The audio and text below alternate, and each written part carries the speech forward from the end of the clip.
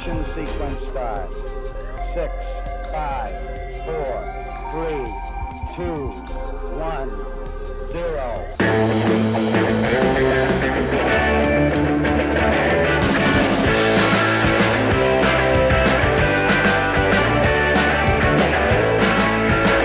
I truly believe that responsive small launch will change the world.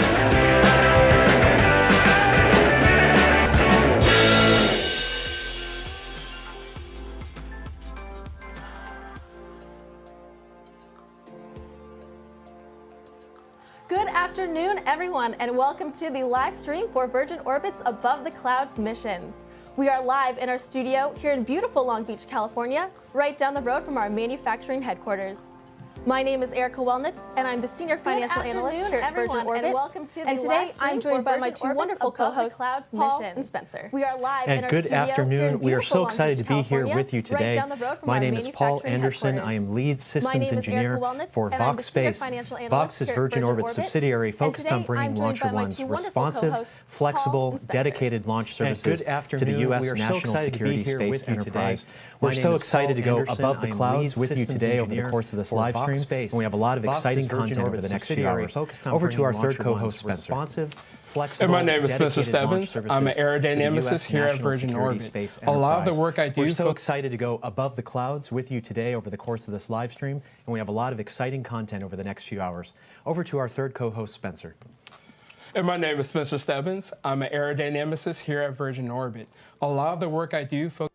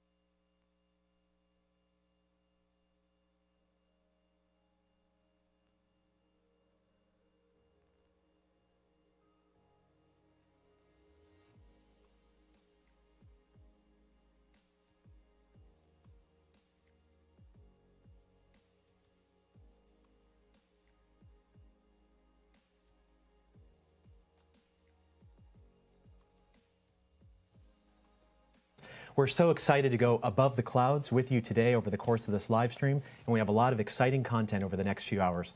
Over to our third co-host, Spencer. And my name is Spencer Stebbins. I'm an aerodynamicist here at Virgin Orbit. A lot of the work I do focuses... We're so excited to go above the clouds with you today over the course of this live stream, and we have a lot of exciting content over the next few hours. Over to our third co-host, Spencer. And my name is Spencer Stebbins. I'm an aerodynamicist here at Virgin Orbit. A lot of the work I do focuses...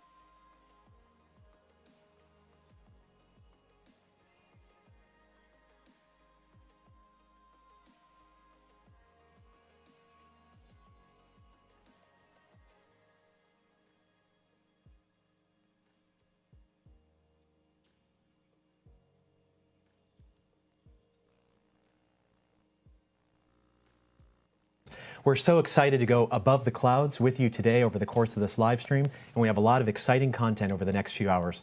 Over to our third co-host, Spencer. And my name is Spencer Stebbins. I'm an aerodynamicist here at Virgin Orbit. A lot of the work I do was actually modify the same system in order to actually carry our rocket as well. Beyond that modification, we also did some other simple modifications, like removing unnecessary weight, such as the passenger seats that sit on the 747, as well as the bar that actually is on the second floor of the 747. And my name is Spencer Stebbins. With these two elements, the rocket and Cosmic Girl, we were able to design an air-launch system that was unparalleled in mobility and provided a way to create missions with greater flexibility. With that being said, let's take a quick look at our launch timeline so you can know what to expect throughout the rest of today's mission.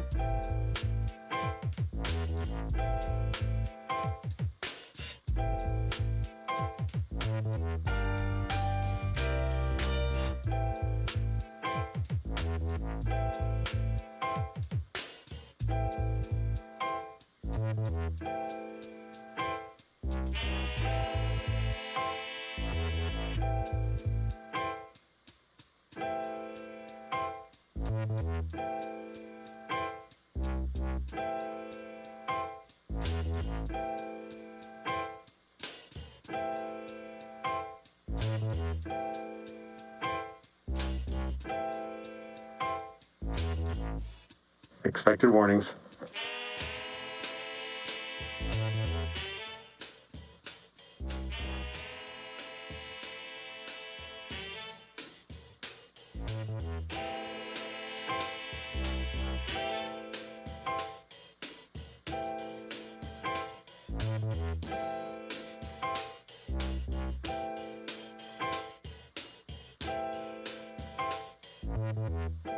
Clearing flight software warning.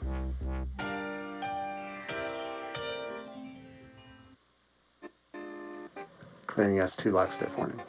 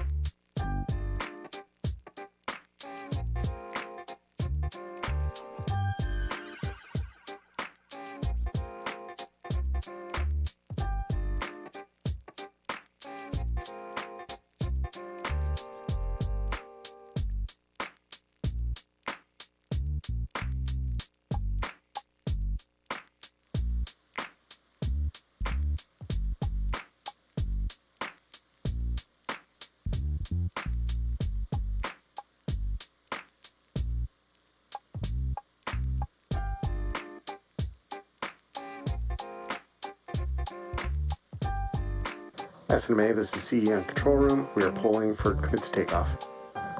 Stand by for SMA. Copy.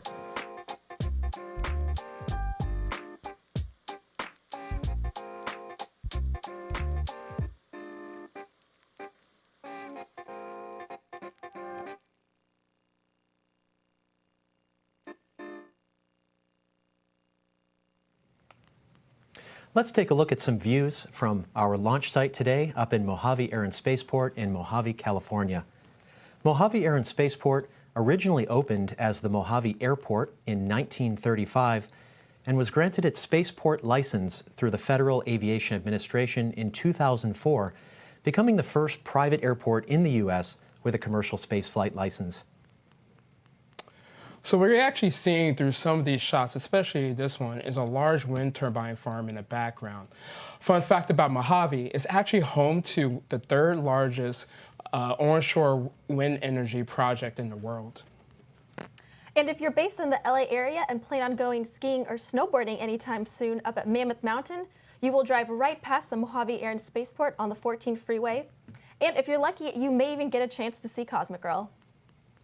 Yeah, and let me add this. Mojave has a rich history in aerospace flight testing and space industry development, but since it's located in the Mojave Desert, the only thing you'll find more dangerous than the rocket engine testing are the creatures that live there. The black widow spider, the tarantula hawk wasp, and the Mojave green rattlesnake, very poisonous, all call Mojave home, so watch your step. I've actually seen a black widow in person, and those things are so tiny. It's impressive that they can pack such a horrible bite to them. Absolutely.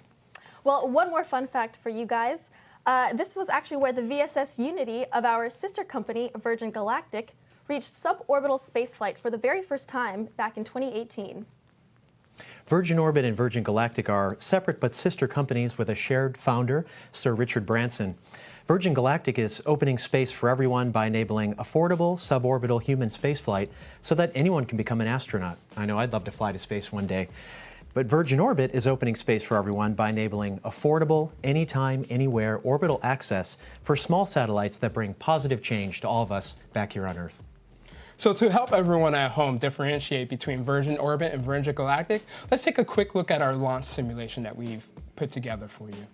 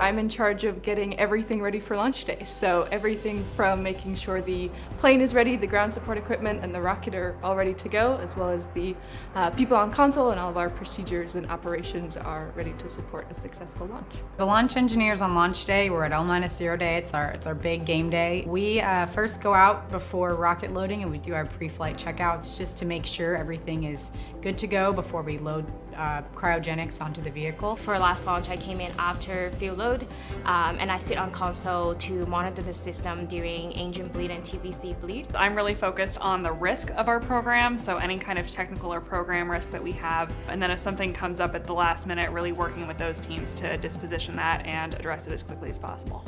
It's amazing to be part of the launch operation team because it's kind of a testimony of like how hard the entire company works together, from manufacturing to integration to all the engineering support. As soon as you release the rocket, I think it's honestly is when it hits you, because during the time of terminal count and all the way leading up to it, you're pretty laser focused. Really, it's not until after the release of the rocket that you really take all those emotions in. There was a lot of intimidation walking into an incredibly successful company that was really ambitious with their goals, and to see that we had so much representation on our first operational launch was really, really special to be a part of, because I think it's the next step forward as the industry kind of recognizes the value of diversity in their workplace, but also being now at 50% representation, it's really great to not be the only woman in the room. I think as a company, there's definitely room to grow and room for improvement and get the company at more of that 50-50 sort of level, but it is amazing to see so many females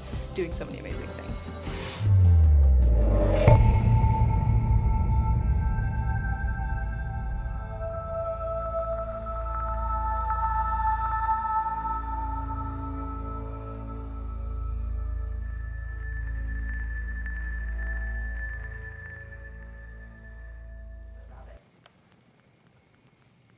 Alrighty, everyone, it looks like Cosmic Girl is moving towards the runway. She should be wheels up in no time. I'm pretty pumped. What about you guys? Oh, I'm so excited. Oh, you can see such a beautiful shot of her right there as she's moving down the tarmac. Such a beautiful day in Mojave right now, especially you can see the size of Cosmic Girl on the rocket underneath me. It's such an impressive sight. Yeah, now Launcher 1 is 70 feet long, and when you're up next to Launcher 1, fully integrated in the factory, she looks to be a fairly large rocket, but under the wing there of a Boeing 747-400, this massive two-story commercial jetliner, Launcher 1 looks small indeed. But what an exciting moment here as we get ready for this distinguishing feature of air launch, the takeoff of the carrier aircraft from the runway. And actually, that's one of my favorite things about working at Virgin Orbit.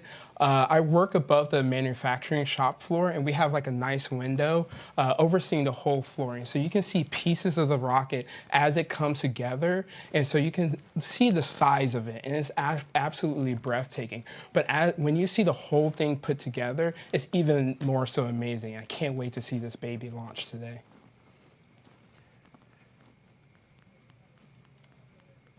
Yeah, and what's so inspiring, I think, about this, we have a lot of scientists, engineers, and future explorers who are watching this live stream right now. And, just a word to them, what you're seeing on the screen right now it's not taught in schools.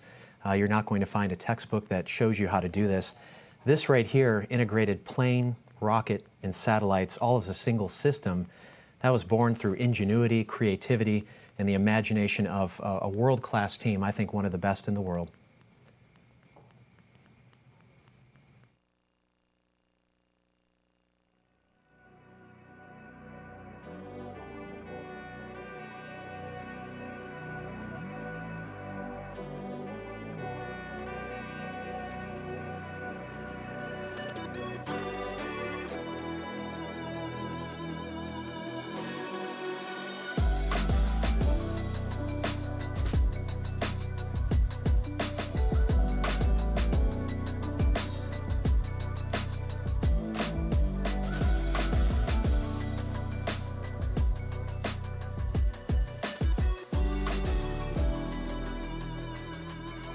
Engine 2 rotation.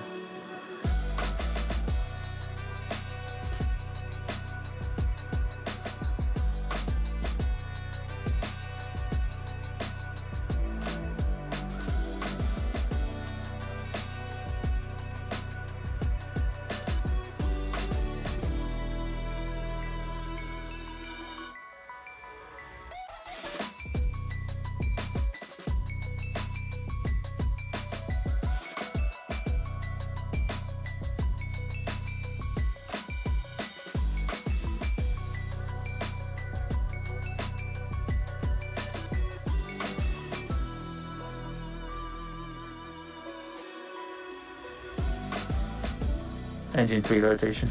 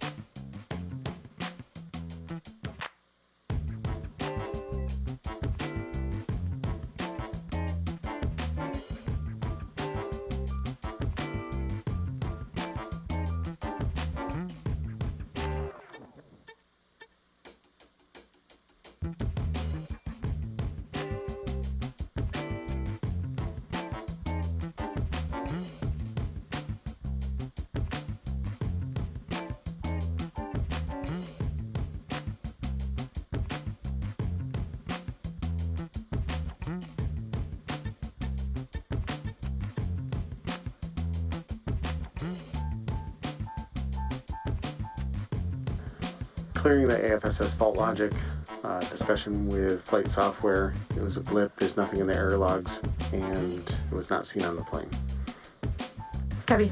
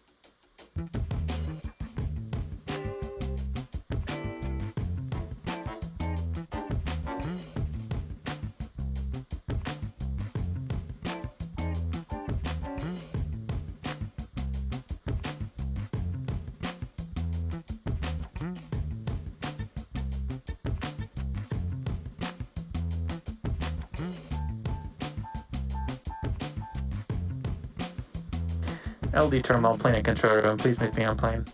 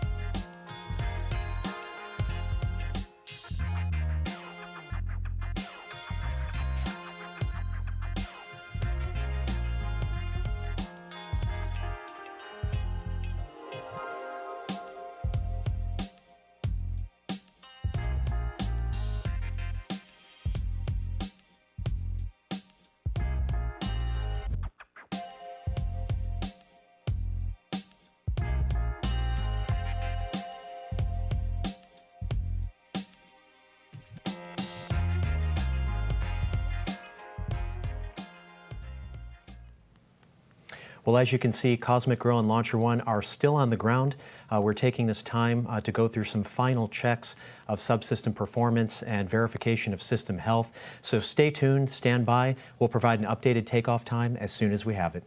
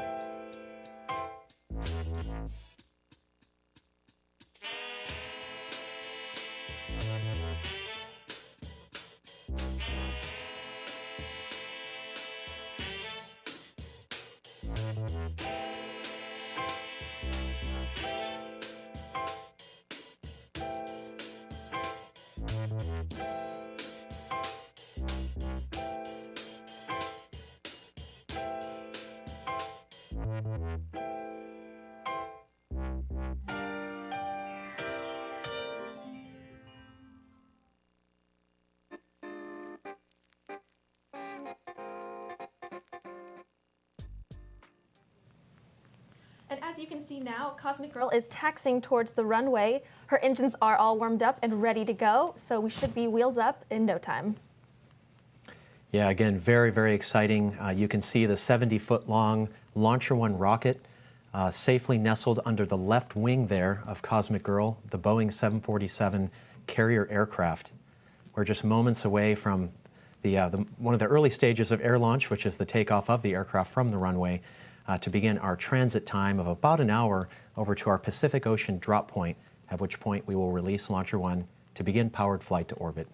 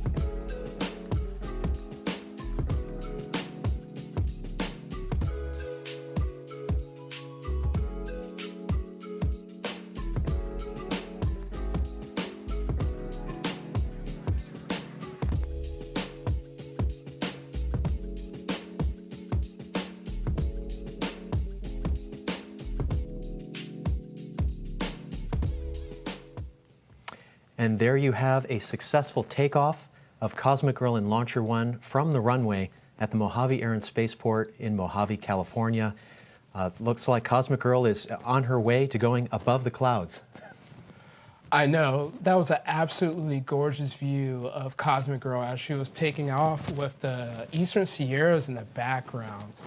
A fun fact about the design for the rocket, one of the things we had to consider from an aerodynamic standpoint was making sure that the rocket didn't have too large of tail fins so they wouldn't strike the tarmac as Cosmic Girl was taking off. So we had to do a little design right there to get it just right. And as a reminder, Cosmic Girl will be flying out to the Pacific Ocean to the drop point, which is about 50 miles south of the Channel Islands.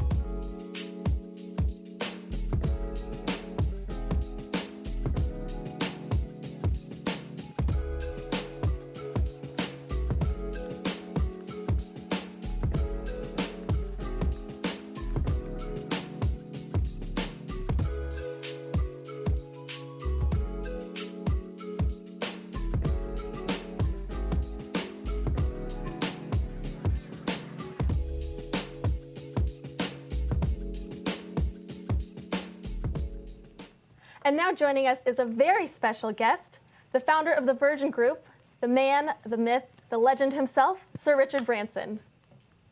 Hi, nice to talk to you. Nice seeing you today, Richard.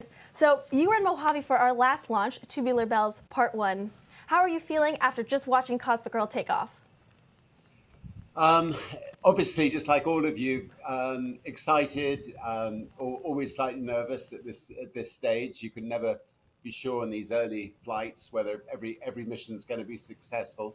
But you know, just at the edge of my seat, like you and the rest of them, and it's incredible what the whole team have accomplished. I can't remember whether this is our third flight or fourth flight, but anyway, it's always incredible to be watching, and a great privilege. Now, Sir Richard, the beauty of flexible small launch is that we can service a diverse array of customers on the same flight. On this one, we have U.S. government, U.S. commercial, and international customer payloads. What do you find most exciting about that?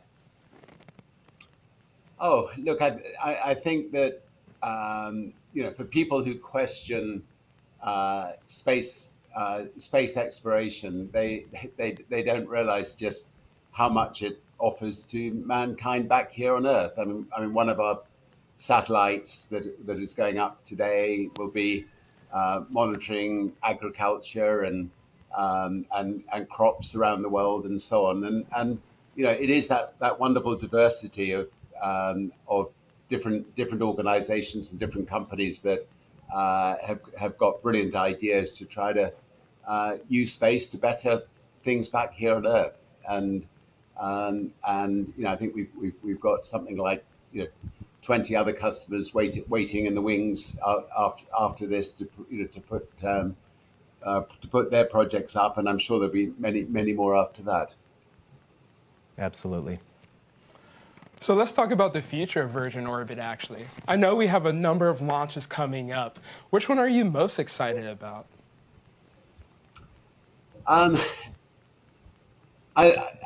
mean, I think that I was just looking at the 747 and having a little bit of a trip down memory lane. And you know, this plane was I think the second plane into Virgin Atlantic's fleet, something like 38 years ago.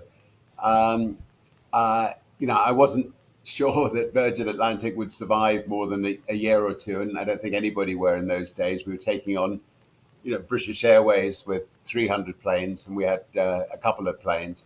I certainly was not sure that, or never dreamt that one day it would be taking off from Mojave with a giant rocket on its side, and putting, you know, satellites up into different places in space. And the tremendous thing about using a 747 is we can put them into, you know, any orbit from anywhere in the world. So it's definitely a pinch me moment. I mean, you know, this goes right back to when I one day saw one of our 747s taking off with 3 engines on one side and 2 engines on the other, and we just suddenly thought, well, if you can get 3 engines on one side of a 747, maybe we could put a rocket on it. The reason for 3 engines on one side and 2 engines on the other was, you know, if there's a technical problem in Alaska, you have to send one of your other 747s to bring a spare engine. The only way you're going to get it there is to put it on the wing. As to the future, I mean, I'm obviously excited about every single rocket launch and all the different things that all the satellites inside those rockets can do. I mean, you know, there are so many urgent things that need doing back here on Earth, where, you know, whether it's, you know, monitoring the rainforests, maybe, you know, places like Norway who are doing deals with places like Brazil to ask them, you know, to not to cut down the rainforests, and then rewarding countries for for not cutting down rainforests. The only way you can properly check on it is really via satellite. I mean, you can do a certain amount on the ground, but to completely verify it on a month-by-month basis, you need to do it from the air. So it's projects like that. I mean, in the Virgin Islands, right here, we have illegal, fishing boats coming through. Again, it needs satellites to be able to alert the authorities that trawlers are coming through with massive nets and long lines and pillaging the seas that belong to the British Virgin Islanders, and that's the kind of role that Virgin Orbit can play, and Virgin Orbit is unique in the world. I mean, the fact that we can actually, there's only, I think, a couple of handfuls of countries that have the capability of sending satellites to space from their own countries, and now all 180 countries can use Virgin Orbit. They just need to ring us up. We can send a 747 and operate out of their own country and launch satellites for the first time. The UK is one good example. I mean, later this year we should be launching from Cornwall. The UK's never put up its own satellites. Now, I think this year there will be two flights from the UK, putting satellites up from the UK, and there are many other countries that have expressed similar interests. And one last question for you, Richard. So as you may know, we have many international viewers watching from around the globe, but in particular, we have a small number here in California, namely our Virgin Orbit employees, that are primarily watching from home with their families due to the coronavirus pandemic. Is there anything in particular that you'd like to say to them? Well, first of all, to say, thank you for all you've achieved. Obviously, we hope for a successful flight. If it's not successful, we'll be, back putting up another rocket, I'm sure, knowing the lot of you within a month or two. But I'm sure it's going to be a success.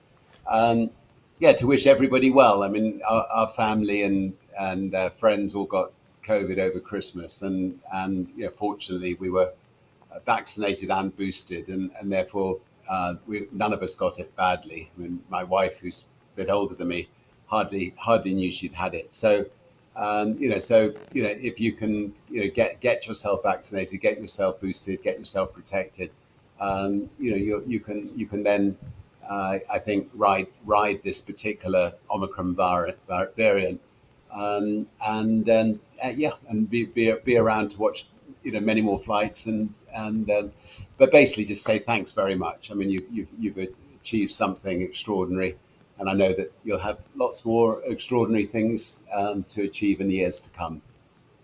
Well, thank you very, very much for joining us, Richard, and we hope to see you back shortly. Thank you very much. Cheers. Good luck in the next hour. Thank you. Cheers.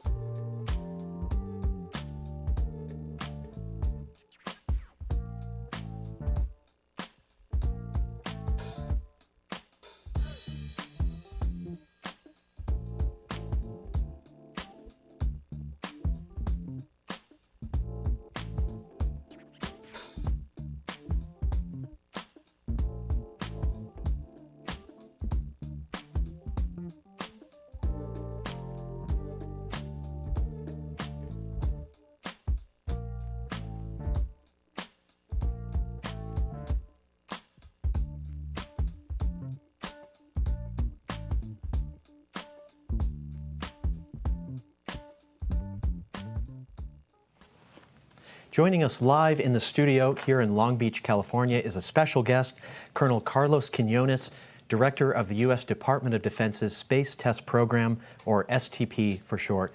Colonel, thank you so much for being with us today and for taking the time away from your mission team to join us on air. Absolutely. It's great to be back, Paul. I appreciate it. Great day today. Another opportunity for us to put additional capability into space, to continue to push the envelope and actually take care of business so we can get the warfighter the tools that they need. Excellent. So tell us more about DoD Space Test Program, who you are and what you accomplish. Absolutely. So the Space Test Program has been around for a long time, over 54 years. And the job of our job is to demonstrate technologies, upcoming technologies, to accelerate development of war-winning capabilities for the joint warfighter. Our job is we do this by taking those technologies, do the mission design, the vehicle procurement, we do the integration, launch, and operations, and then take and analyze those capabilities, those technologies, and see which ones are ready to go to the next level. And the next level means for operations and to support all the activities and the missions that the Space Force needs to do. And this is critical because the Space Test Program is helping the Space Force, the Department of Defense, Space Systems Command to go after the threat and make sure that we stay relevant and the equipment is ready to do the mission and support our brothers in arms. Excellent. Now, this mission is part of the Rapid Agile Launch Initiative, or the Raleigh project. Could you tell us a little bit more about the goals of that project specifically? Yeah, absolutely. So the Raleigh, which is the Rapid Agile Launch Initiative, is one of those, it was a congressional initiative, and it was meant to help a venture class launch, small launch providers with using commercial practices to come and be able to support the mission of the Department of Defense. And the idea of those activities to be able to leverage new technologies, new processes, new equipment, and see if we can actually leverage and have a more resilient capability associated with the launch enterprise. And why is that important? Well, it's important because we need that to do our space mission. We, STP, in conjunction with our brothers on the launch enterprise side, as part of Space Systems Command, are trying to push that technology forward, have a more resilient capability, so when we need it, it's there for us to deliver the capabilities that our leadership needs in space. So there are 4 STP-sponsored payloads on the Above the Clouds manifest. How are those payloads selected by your organization? So all the space technologies that STP flies are going through what we call the Space Experiments Review Board. And it's a DoD-wide activity where all the different agencies and services bring their upcoming technologies and the demonstrations that they need, and then they get rack and stacked. And then once that gets approved by headquarters at Space Force, then we take those and then we execute to those. So once STP gets that list, then we work through our process, like I talked about, mission design or space acquisition or spacecraft acquisition, and then we go through that process and then we manifest, and that's how we got into this specific mission. Excellent. So Cosmic Girl just took off. She and Launcher One are on their way to the drop point. It's going to get very exciting here soon. You know, in your view, what capability does this bring to the Space Force, the Department of Defense, and your mission partners? Yeah, I think when it comes to mind is flexibility. We always looking for flexibility because we need to be able to act and be able to provide the technology not only that works, but also in a timely manner. And the concept that Vox has, where deploying from an aircraft, allowing that flexibility, because now you're not specifically attached to a specific ground point and the challenges that can come with that. So I think we're excited about seeing where this technology goes and the opportunity of that. This is our second launch with Vox. We did VP Alpha, and that went very well. We're looking forward to another successful mission, another opportunity to actually showcase not only the technologies that we have on board this specific capability or the specific mission, but also to showcase the ability of Vox to do their mission. Well, thank you so much, Colonel, for coming on the program here today. That is Colonel Carlos Quiñones, Director of the U.S. Department of Defense's Space Test Program, demonstrating emerging technologies in space to accelerate the development of space capabilities for the warfighter. Stay tuned for more exciting content. We're getting closer and closer to Launcher One's drop time. Stick with us. We'll be back soon.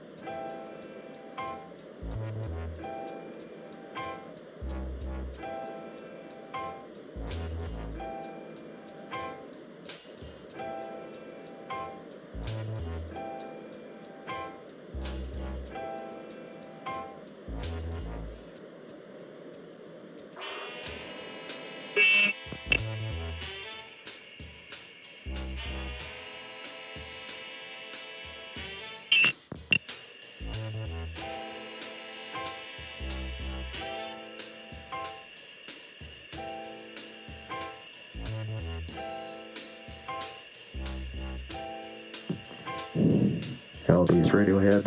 I can report we have good signal, good tracking on all 3 ground stations right now. Copy, good signal, good tracking. I like it.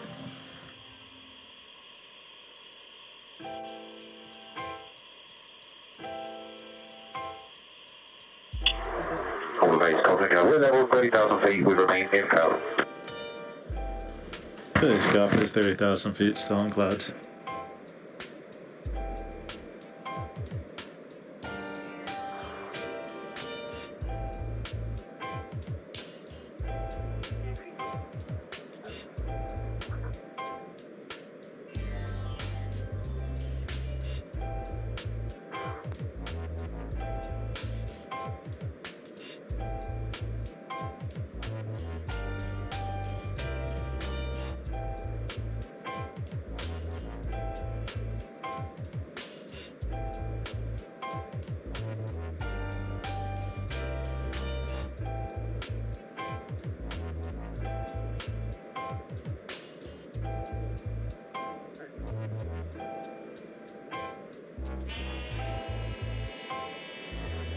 Cosmic Curl orbit base.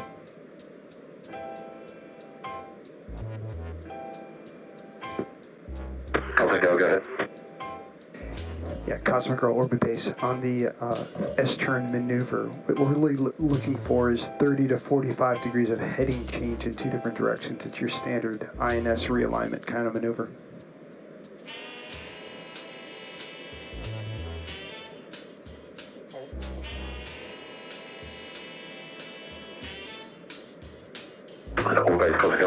We haven't been briefed on an S-turn maneuver. Say that again.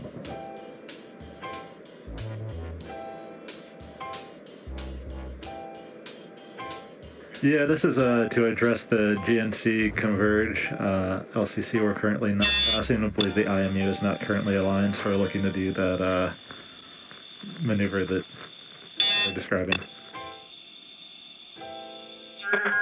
Okay, that's copied. And can you repeat the maneuver? Yeah, Cosmic Curl orbit base. What we're looking for is 2 different heading changes of about 30 degrees to 45 degrees each direction. You probably won't be able to do that until you get into the Altrav airspace. Yeah, that's copied. We'll try and do that as early as we can to get an early call on. Copy all, thanks.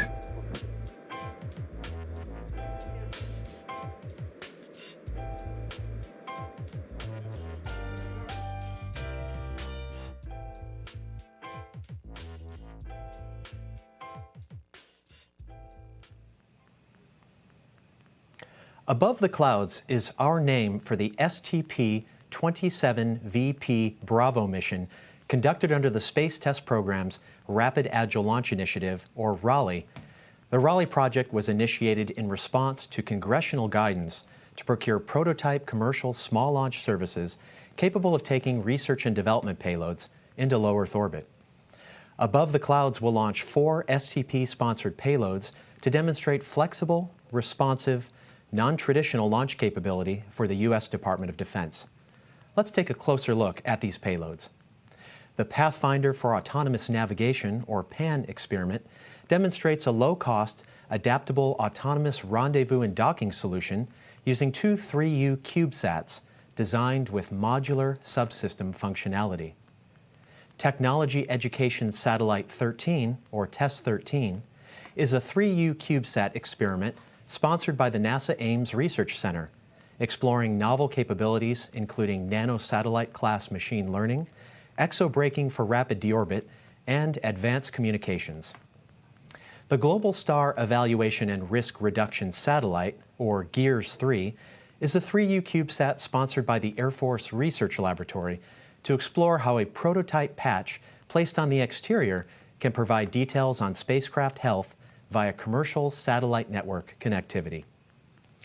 And in addition to these 4 STP-sponsored payloads, the Above the Clouds manifest also includes 3 commercial rideshare satellites.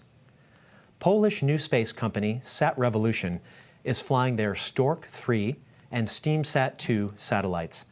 Stork 3 joins the Stork 4 and Stork 5 MARTA satellites placed in orbit by Launcher 1 on our 2021 Tubular Bells Part 1 mission as part of Sat Revolution's Earth observation capabilities with a focus on customers in the agricultural sector. SteamSat 2 is a technology demonstration for Steamjet Space System UK's innovative water-field thrusters for in-space propulsion. And finally, as a late call-up addition to the Above the Clouds manifest, from final approval to full integration in less than 24 hours, is Spire Global's Adler-1 satellite. This 3U CubeSat mission is the first privately organized satellite of Austria, tackling the challenge of micro-space debris, small particles with high velocities that can pose a serious danger to orbiting satellites. A partnership between the Austrian Space Forum, Findus Venture, and Spire, Adler-1 focuses on detecting nearby objects too small to detect from the ground. This nanosatellite detects space debris via a radar and using a piezoacoustic sensor that vibrates on impact, literally a microphone in space. Findus Venture is financing the mission, and the Austrian Space Forum is a space research organization with more than 250 volunteers from 20 countries. To these 7 payload teams, welcome aboard Launcher 1, and we wish you 100% mission success as you go above the clouds to use your technologies for the benefit of all of us back here on Earth. Now, let's hear more about the TESS-13 satellite in particular and the amazing team behind this satellite. Go ahead and roll the video.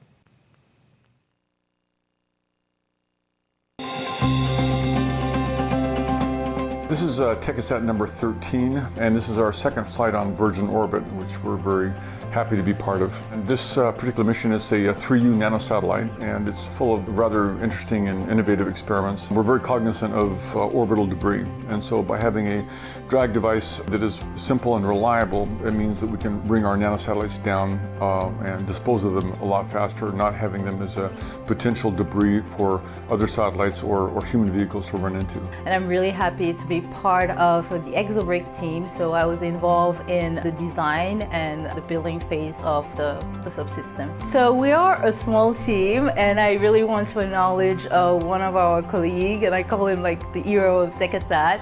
He's really quiet, really discreet. His name is Alejandro Salas, and he's our lead ops engineer. This will be the first of a series of flights that will begin to expand on machine learning in space. Today we got a chance to go in the clean room, do the final voltage testing, and then with the help of the Virgin Orbit team, we were able to integrate the satellite into the flight dispenser. Today was a really smooth process that my team and I hope Virgin Orbit team also enjoyed. We command and control satellites through email, which is very unique, and we pioneered that some years ago, and it works to a great extent. We got injected into a perfect orbit, and that was a year ago, and then 9 months later the satellite still sends lots of valuable data, so it's up there. The timing will be such that we'll have 2 satellites in orbit at the same time thanks to Virgin Orbit. I think TechEdsat it's really important from the NASA standpoint, but also for the entire space community. TechEdsat group gives an opportunity to entry-level engineer to really be part of a space mission, and I think you change the entire space ecosystem because you get a chance to fly your own payload. When I was doing my master's degree at San Jose State University, I was already part of the TechEdsat team, and that's where I started working on the exobrake. So over the past years, I was able to work on 3 exobrakes. To be the first female customer, first of all, I was surprised because I was greeted here by 3 or 4 women, right, at Virgin Orbit. So I felt like home. They were all the personnel here. It's really, really nice, and they make sure we have everything to complete the integration. We're just happy to be here again, and we look forward to 2 more flights in the next calendar year. Thank you. Thank you to my team. Thank you to Virgin Orbit, because I also think that it's a great collaborative effort, and during this challenging year we were able to work together, put a satellite together, and today integrate. So we are all, cheering for Virgin Orbit right now and hoping for the best.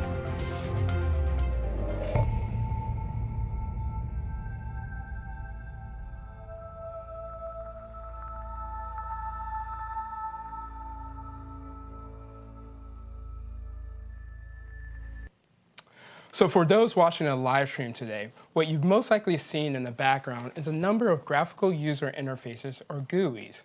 Now, these GUIs are composed of some of the parameters our launch team across Virgin Orbit are monitoring to make sure they keep track of the health and status of both Cosmic Girl and the rocket. Let's go ahead and take a look at one of those GUIs.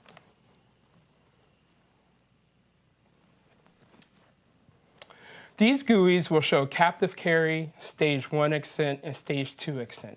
The current GUI that we have on the screen right now is for captive carry. To give you a little breakdown of what you're seeing on this GUI, let's first focus on the primary section of this one. Here you see animation or a comic version of the rocket itself with a couple of our tanks overlaid on top. Those tanks represent our fuel and liquid oxygen tanks. Here you can see the fill level. Obviously, since we're still in captive carry, they haven't decreased yet. Up below the rocket, you can see some of the other components that comprise our rocket, like Newton 3, stage 1, inner stage, stage 2, and the payload. Here, we're tracking some of the key parameters like temperature and pressure. Across the bottom of this GUI, you can see some other information regarding both Cosmic Girl and the rocket pertaining to bus voltage, the speed and altitude of Cosmic Girl, which you can see is flying at 420 miles per hour at an altitude of 31,000 feet, as well as our pallet and pylon, which is our separation system for the rocket. So by all means, stay tuned throughout the rest of today's mission and take a look at these GUIs as they update, as they will provide plenty of information on the relevant section of our flight segment.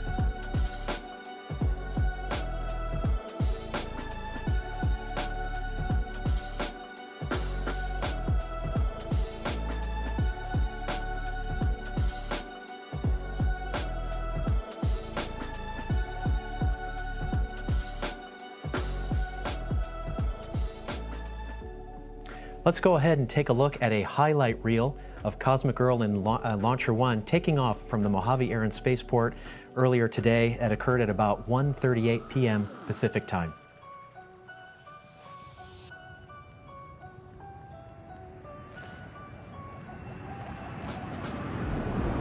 And there we go. Our flying launch pad, Cosmic Girl, is up and away.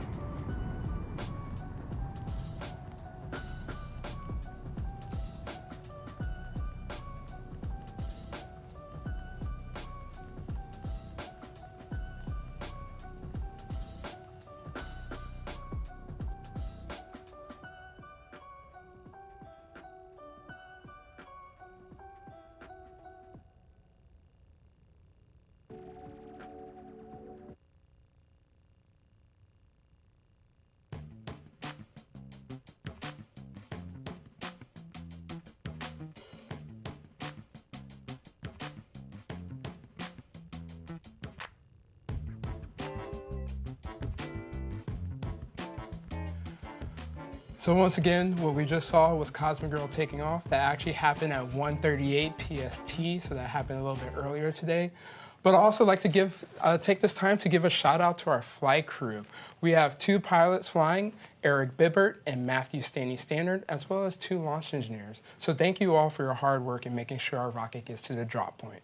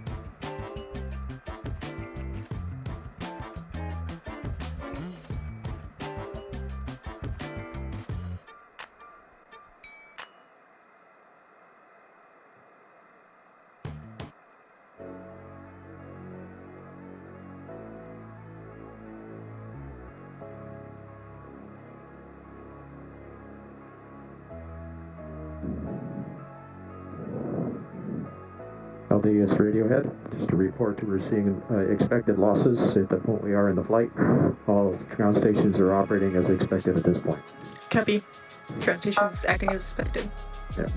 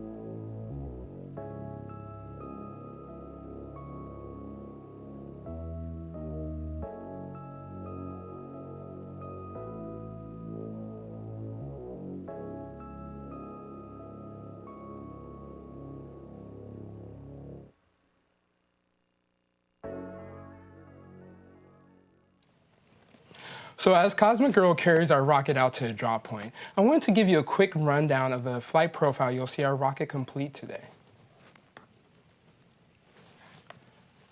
To help visualize the flight path of the rocket, we have put together a little graphic for you. Once again, to start this segment of our mission, you will hear the pilots yell, "Release, release, release," when we're prepared to drop the rocket. 3 seconds after drop, we will ignite our propellant settling thrusters, followed shortly by our main engine start, which will pitch our rocket up and take us through the stage 1 flight phase. Through the next 150 seconds, our rocket will go from subsonic to hypersonic speeds as we climb up in altitude until we're about 5G in acceleration. At this point, the main engine, or Newton 3, will throttle down until all of the propellant has been expended, and we will transition to main engine cutoff, or MECO. Post-MECO, we'll go into a short coast until it is safe for stage 1 to separate away from the rest of the vehicle. Post-stage 1 separation, the rocket's second stage engine, or Newton 4, will begin its first run phase. At this point, we will have reached a huge milestone for our mission and will have made it to space. This will also mark a point where it will be safe to do fairing separation and set up our system for payload deployment.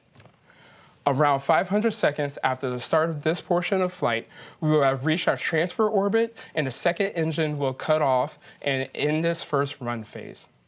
Next, we will see the vehicle enter into a maneuver we call the barbecue roll in order to ensure proper thermal balance across the vehicle. From here, we'll fly for about 30 to 45 minutes until we reach the apogee of our transfer orbit. Once we reach the desired point, we'll reorient the second stage for a quick second run phase of the Newton 4. This point will be very exciting as we have reached the final desired orbit and we will be ready to deploy the payloads for all of our eager customers. As we're flying and progressing through our mission, we'll definitely try to call out all of these milestones. Now, Spencer, you are an aerodynamics engineer by training, and I know you love NASCAR, and you love all things fast. So, I want you to kind of geek out for a little bit here. So, tell us more about just how fast is Launcher One going to be flying, and, for an air launch system, what are some of the unique challenges with the early stages of that flight? Oh, definitely. You're giving me a chance to be an aero nerd. So basically, from an aerodynamic standpoint, we break this up into 4 segments of flight, really. The first segment of flight is a separation away from Cosmic Girl, and we want to ensure that we have this correct because we want to make sure our pilots and the launch engineers flying Cosmic Girl today are safe.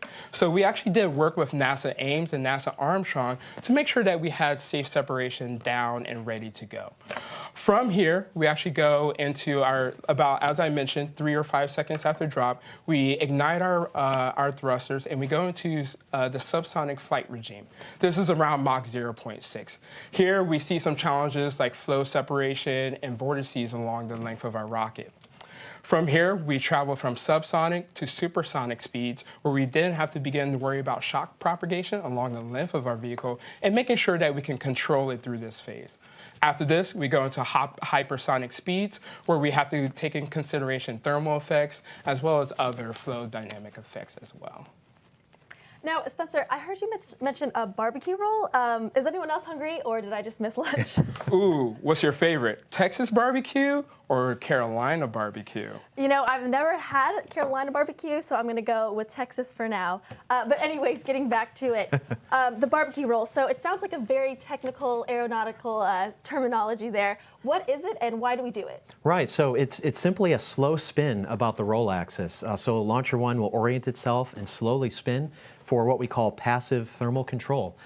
So with respect to the position of the sun vector, we want to make sure that components on that second stage and our payloads don't get too hot or too cold, and so we slowly rotate, just like a good barbecue.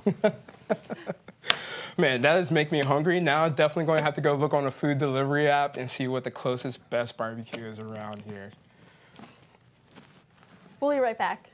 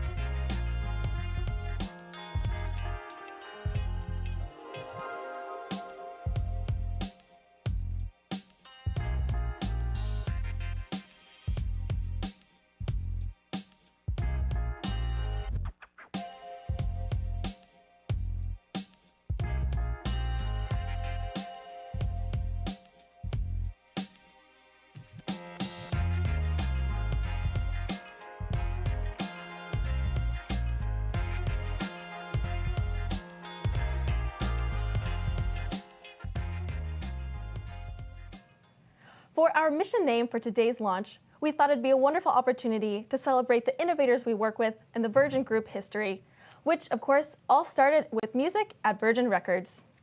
Above the Clouds is a single by the artist duo Gang Starr on their hit album Moment of Truth, which was released by Virgin Records in collaboration with New Tribe Records in 1998. We named this mission Above the Clouds to pay homage to Virgin Records, the company that started the Virgin brand. We went around the factory here in Long Beach and let some of our teammates listen to the song. Let's hear what a few of them had to say about it.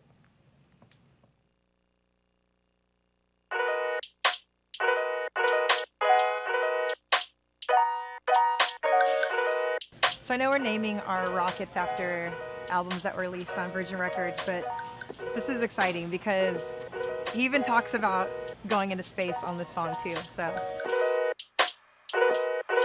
Well, first of all, I haven't seen a turntable since I was a kid, so this takes me back a long way. Back in high school, we were spinning this at house parties and really enjoying the underground atmosphere that Gang Starr provided.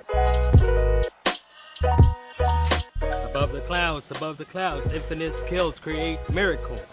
Yeah, that's talking to my head. Gang Starr, I'm a big fan. My favorite producer, that's DJ Premier. My favorite MC, Guru, rest in peace. My favorite Wu-Tang member, also featured on the track, Inspect the Deck. This song is pretty dope. I like the music. The beat is pretty good. Upbeat, love it. And I love hip hop. I grew up listening to Gang Starr, Wu-Tang. I spent most of my time just on the beach and listening to this stuff, so reminiscing, and I just don't think they make music like they used to, so. It's awesome. You know, it's not every day that a company does something cool that involves hip hop. Good beat, interesting lyrics, a dance beat, so it made me move. And if something makes me move, then it's good. So, definitely a thumbs up. I think my daughter would be very proud of me that I'm in it and I'm not like, you know, I'm not a boomer, but she says, hey boomer, you know, and they can stop calling me office grandpa in the office because now I'm hip. Gang Starr, loving it. I like it. That's a great song to name our next rocket after. We're going to be successful just like the song was. And I want to say it's an honor to pay homage to Gang Starr in this next launch. So let's keep playing on. Go Virgin.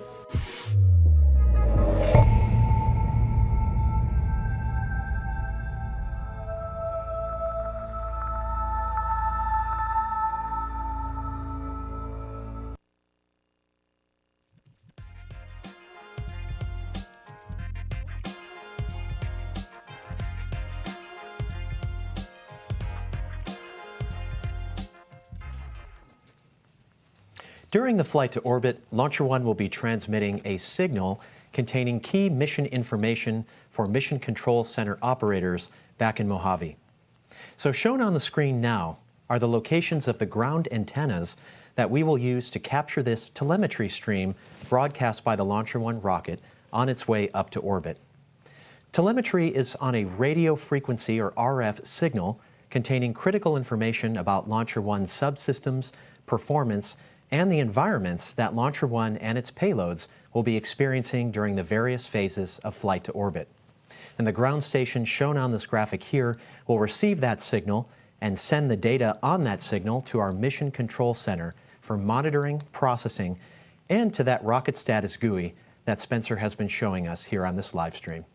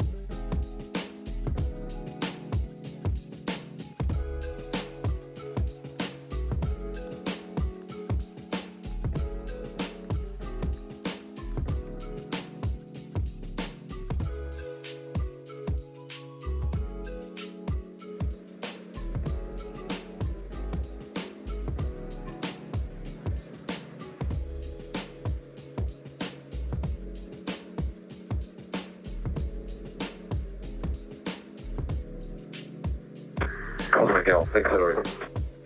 Copy, accelerating.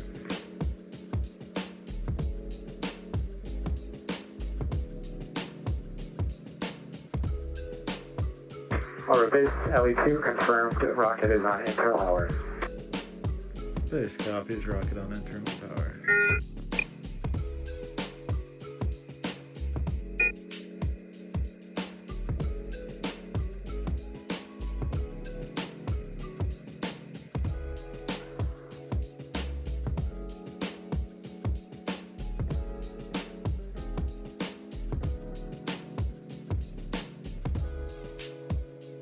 Good morning, food shell start.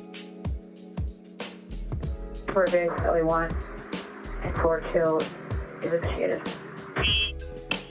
Copy, N4 chill initiated. N4 chill nominal. Rocket systems nominal.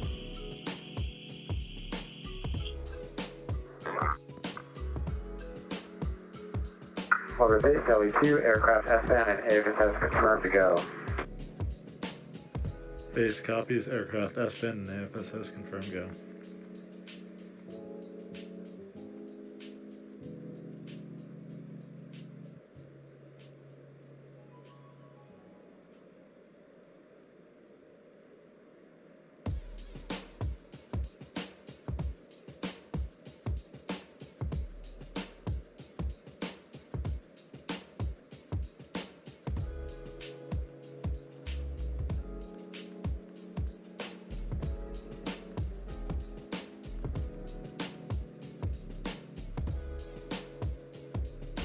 LRC arm initiated.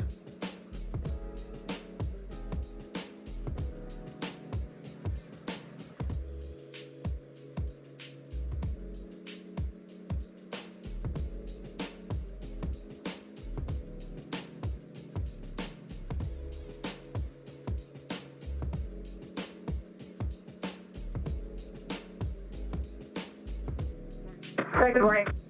Vehicles under operating mode. Copy, drop ready.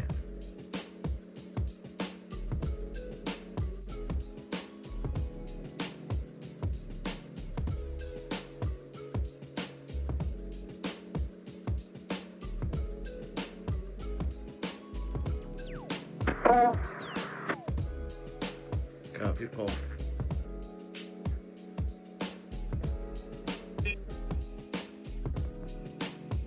Ignore warning.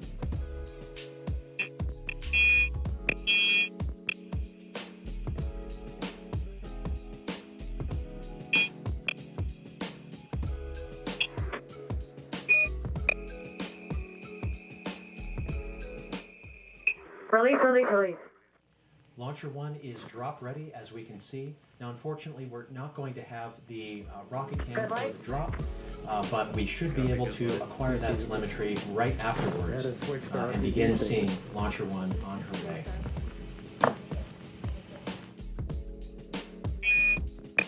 Looks like we made it above the clouds and onward to orbit. Base copies, we're above the clouds. It's a beauty up here. Max Alpha flight complete.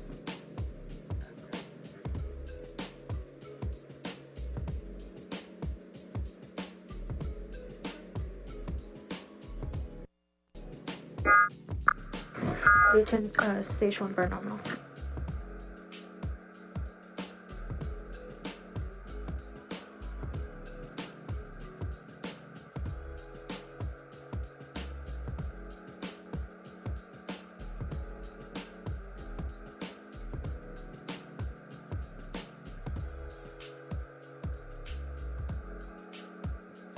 Max Q Alpha flight complete.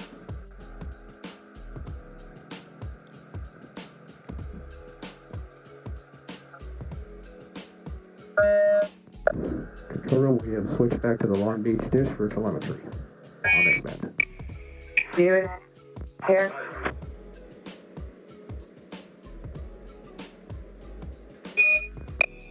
LE2, LE1, can you repeat last?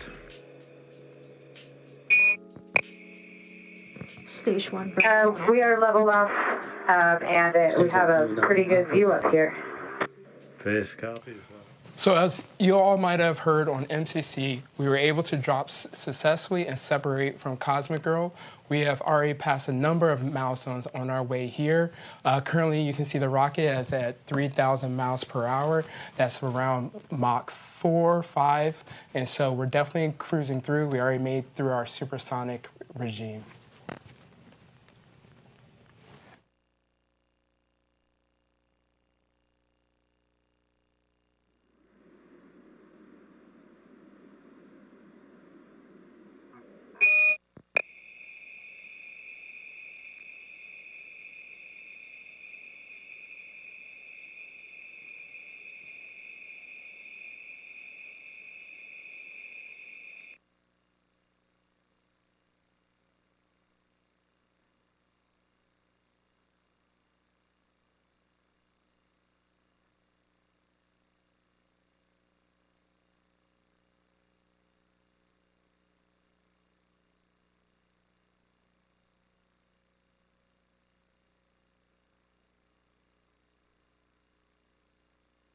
Drawdown commanded.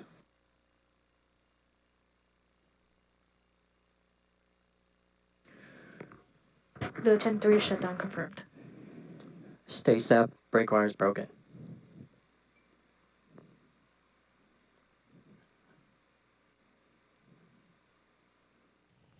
And amazing views that we're seeing right now. The blue has gone to black, and that is the limb of the Earth in view. Launcher 1 is in space.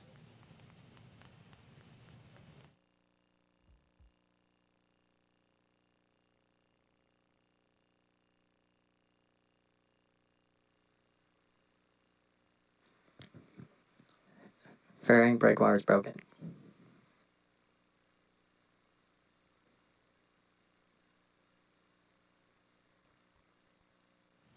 So what you might have just seen on the video is we just had successful fairing separation from stage 2. And our, actually, you can perfectly see the satellites right now.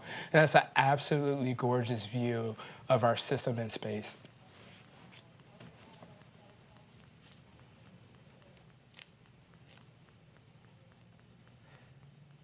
Yeah, look at that. There's our integrated payload stack. Again, to our 7 customers, welcome to orbit. You know, if we have more time in the schedule before the payload deployment, but Launcher 1 is in space. What a beautiful sight. And we're getting word now that we are having great connection with all of our ground stations.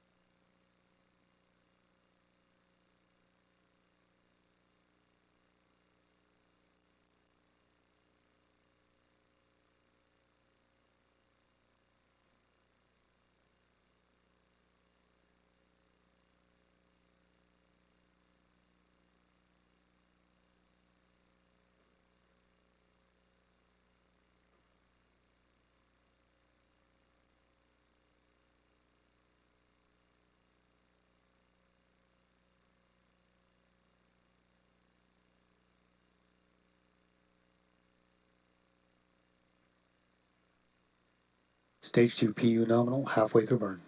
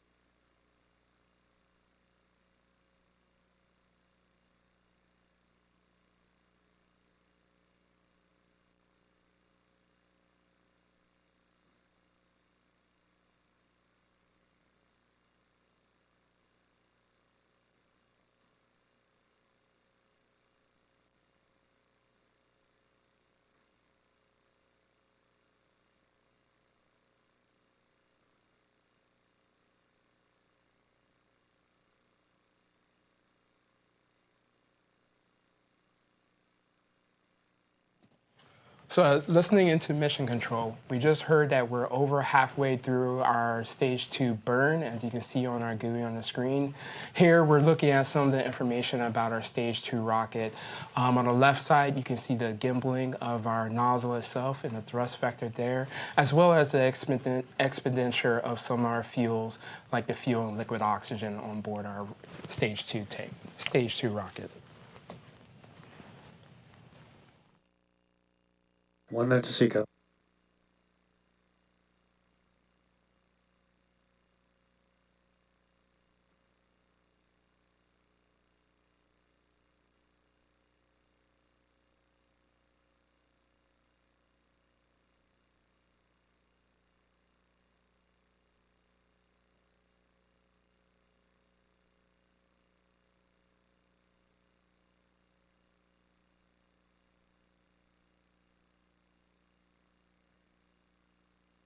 AFSS mission rule satisfied.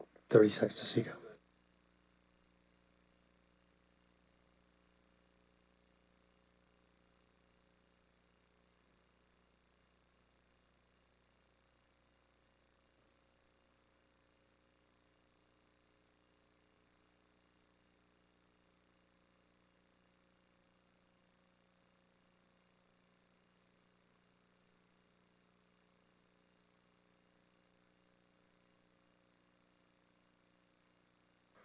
Newton 4 shutdown confirmed.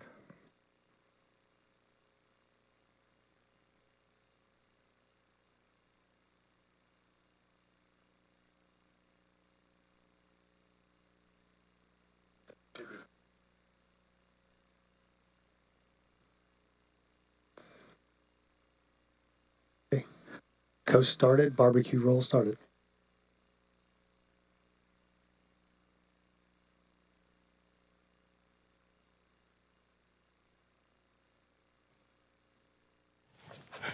So we just heard from Mission Control that we just shut off Newton 4, so that was our SECO 1, and we've begun that maneuver that we mentioned earlier called barbecue roll. And now launcher 1 is going to coast all the way out to orbit apogee, and there Newton 4 will burn a second time, and after that we will deploy our 7 customer payloads into that mission orbit.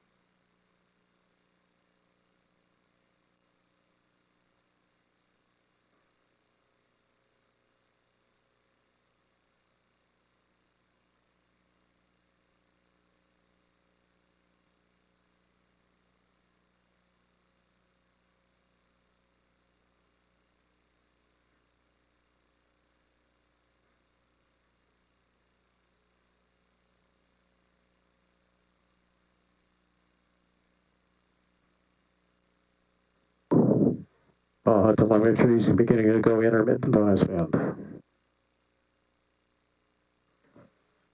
Copy that. Estimated LD on control. Go ahead. Looking for permission to release the airspace in the LTRAV. Don't we need to wait until we're over land? Do we need to wait till over land? Stand by. The answer is no. Our FA rep is shaking. Oh, okay. Then you're good to release. Copy that.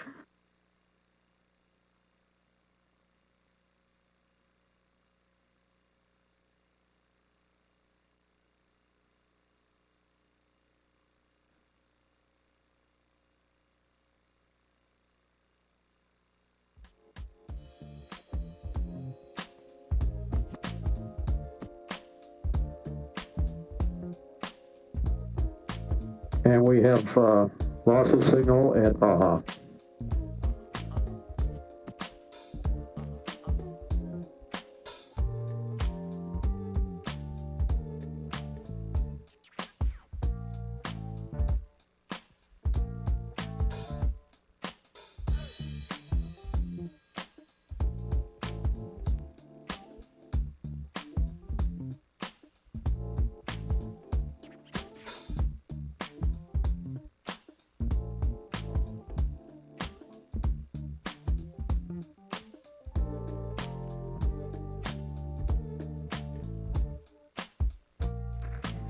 Ground on control.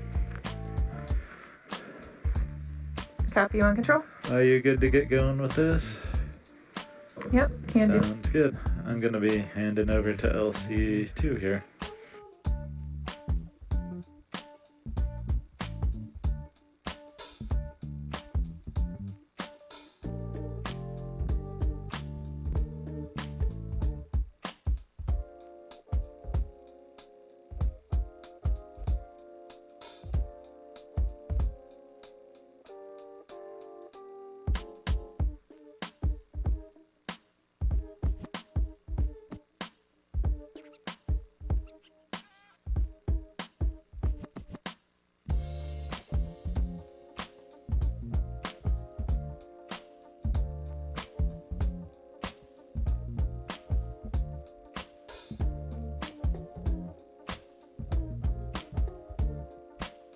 Control room, this is GNC. Go ahead, GNC. SECO 1, orbital allowance, apogee of 524 kilometers, perigee 194 kilometers, 45-degree inclination.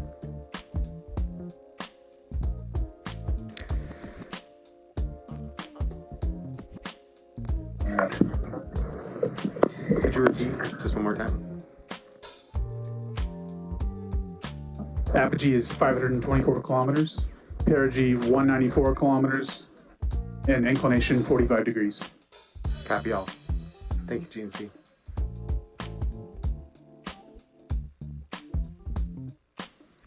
Plane getting off comms for a few minutes. Copy that plane.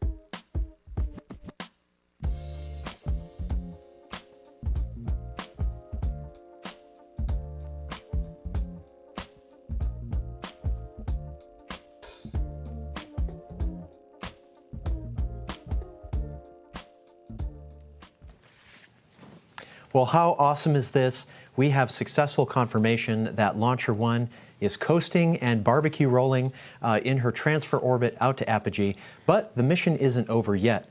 So be sure to follow Virgin Orbit on social media for more mission updates to follow, including confirmation of payload deployment. We want to thank everyone who tuned in for our Above the Clouds mission today. We also want to thank our customers for flying with us. And a special shout out to our live stream production crew, brand team, and my co-hosts, Paul and Spencer. I want to also give a special shout out to all the engineers and technicians who I can hear on mission control right now cheering in the background. They have been working diligently and they've been working odd hours to make sure both Rocket and Cosmic Girl were ready to go today so that we were successful for our mission. We've entered into commercial service and we are delivering on our commitments to our customers. Because here at Virgin Orbit, we release, repeat. Take care.